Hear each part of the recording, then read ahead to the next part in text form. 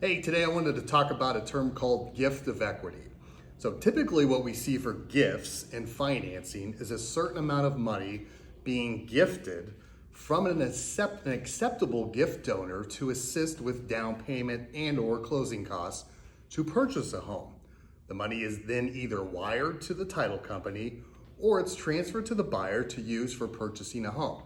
So an acceptable gift donor is a relative defined as the borrower's spouse, child, or other dependent, or by any other individual who's related to the buyer by blood, marriage, adoption, or legal guardianship, or it's a fiance or domestic partner.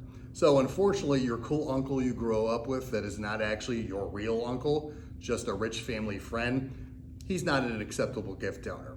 And we also have to know a gift means it's a gift, right? You will sign a letter stating this money being given to you is not going to be paid back in any time. So now there is also a different way of getting a gift, which is known as the gift of equity. So let's discuss this. This would happen when an acceptable gift donor is allowing to purchase a home that they own and gifting all or some of the equity in the home to the buyer. So normally this is a parent selling a home to their child and giving the equity to use for their down payment. So let's talk about what this might look like, right? So let's say the parents own a house that's worth $400,000, right? They owe $200,000 on a mortgage right now.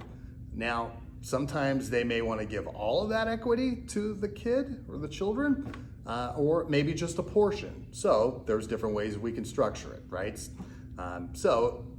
If it's all of the equity, what we would need to do is then structure the loan amount to pay back the mortgage that the parents have, and then typically all of the closing costs that are involved with it, right? So remember, the loan amount is the only funds that the parents are going to receive, so that's where we need to structure it so that they're getting paid back what they want during this transaction, right? So essentially we could make the sales price $400,000 because that's what it would appraise for, right? And then that $200,000-ish in gift of equity can be used towards your down payment and or closing costs. So essentially you don't have to come in with any money, right? So let's take the same scenario, yet the parents don't want to give all the equity.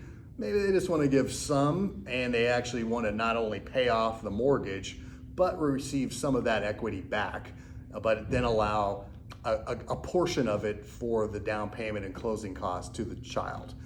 So that would look like something like this. Let's say, $400,000 sales price, but the parents want to, after they pay off the $200,000 net, let's say $140,000, right? So there would still be $60,000 towards that gift of equity that the buyers could use for their down payment and closing costs.